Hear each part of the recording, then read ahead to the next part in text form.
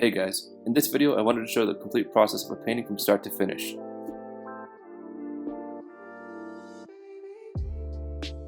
So I'm starting off the painting by taking a thumbnail that I've had and then enlarging it and doing a rough sketch on top of it. The very first sketch is really rough and you can see me erasing into it. At first I'm just trying to get a really good structure for the figure in the foreground, and then I'm going over it, particularly the face, to get just the anatomy completely correct.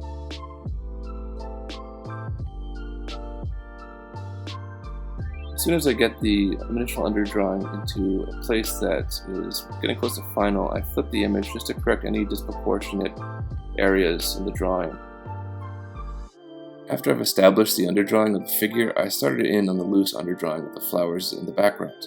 Flowers can be pretty complicated and frustrating to paint, so roughing them in early on will make painting them later easier.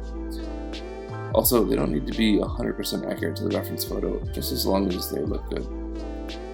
I usually take random pictures from flowers I find on Google or some from my phone and just collage them together.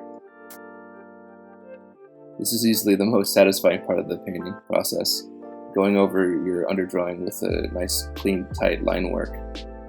It can get really tedious, especially since you're zooming in so much and just making sure a line is perfect, but it really helps in the process because after you have your line work down and lay the flats under it later on, you can essentially just lock your flat layers and go as crazy as you want with your brush strokes.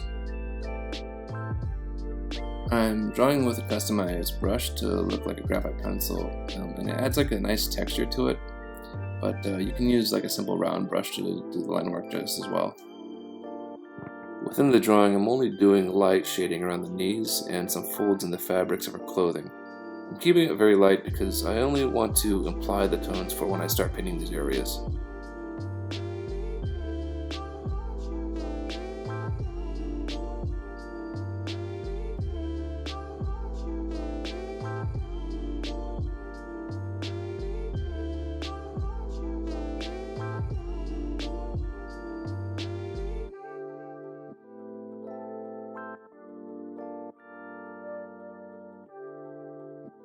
I originally didn't have a reference photo for this hand, and I was just kind of trying to draw it in from memory, but it didn't really end up looking too good, so I had to come back in with a reference photo and finish it that way.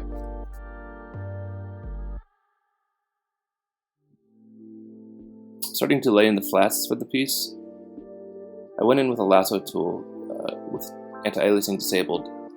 This is good because every layer you lay down is going to be pixelated. Then you can select each piece of clothing or skin or hair from a single layer only using the magic wand tool, and it saves up a ton of memory.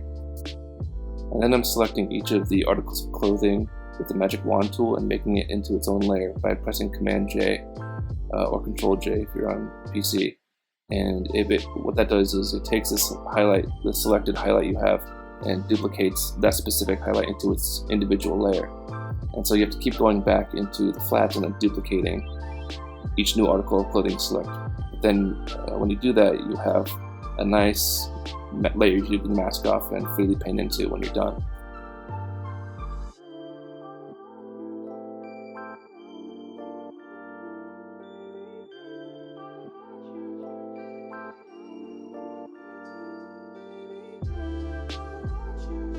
Spending a decent amount of time rendering the face and hair. It's going to be the main focus of the piece, what the eye is really drawn to, so I want to make sure that it looks really solid, but I never work it entirely to finish. As you can see, I'm always kind of going between the different parts of the piece. I never work everything to finish individually. I always work them equally, so throughout the time lapse everything on the image should generally look evenly painted.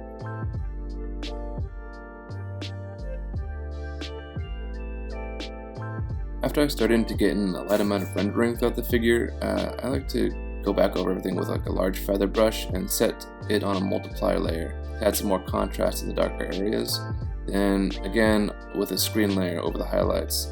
This is really helpful for pushing the tones and giving more volume to everything.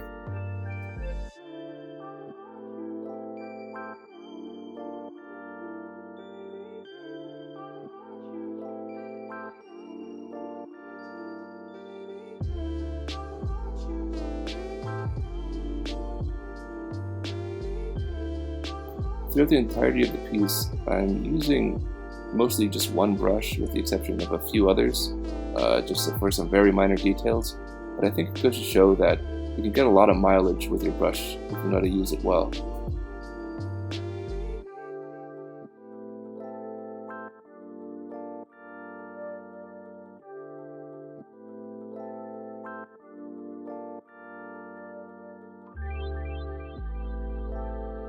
Subtleties in fabric are very important when it comes to painting, especially when it comes to the folds. Folds often have a very hard edge followed by a soft edge, and if you mess it up, it can look really jarring, especially when it comes to fabrics like leather.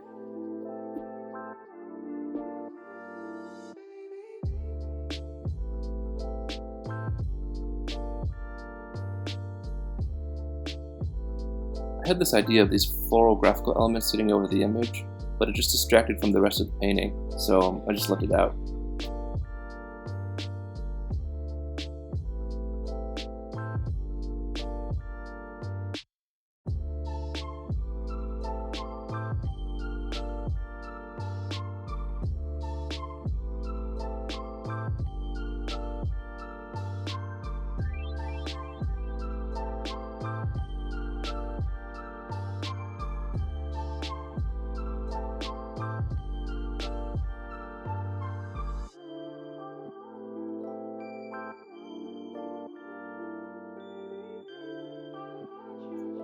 I'm spending a lot of time painting the flowers in the background.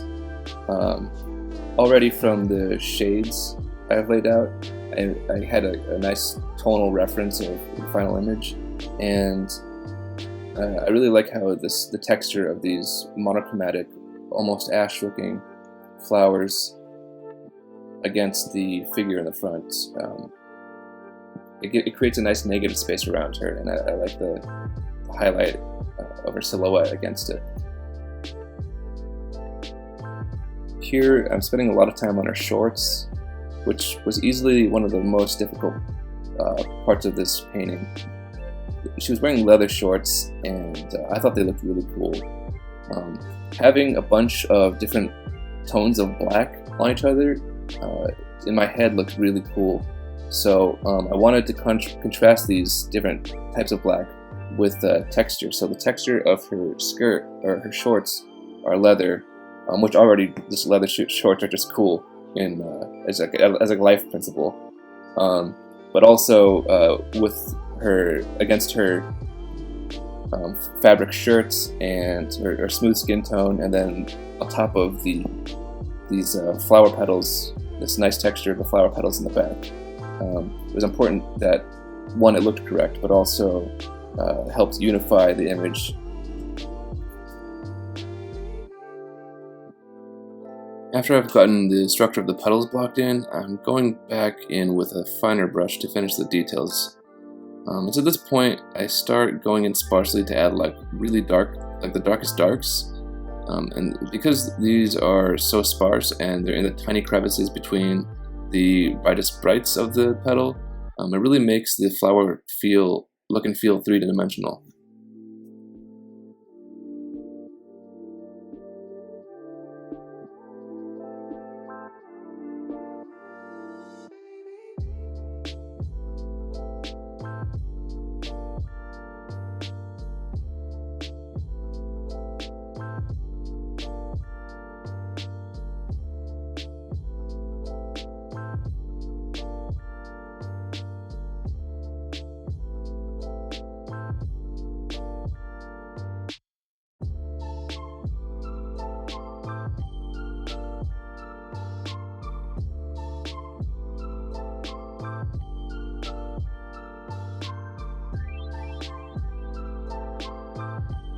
I was really proud of this flower. This is completely from my imagination, and I think it looks super cool.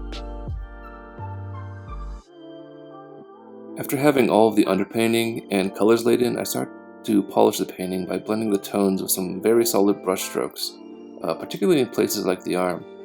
Having the strokes visible throughout the piece instead of it being entirely airbrushed or something gives it this really nice painterly aesthetic.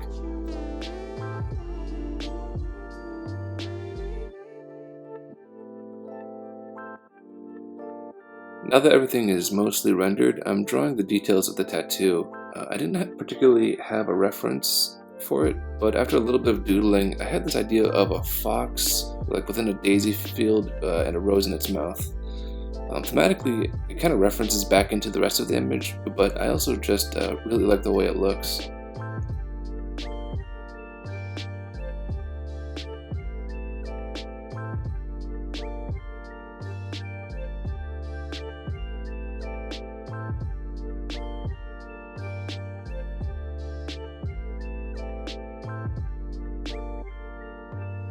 The rest of the painting up at this point is going over details, just making sure everything looks perfect. Going over a lot of the edges. There's still a lot of pixelated edges underneath the line work, and a lot of line work showing through, which I think is okay, but it just adds a nice extra level of polish, going over with like a stroke of the skin tone, like a highlight or a shadow at the edge, and it makes it look just a little bit more painterly.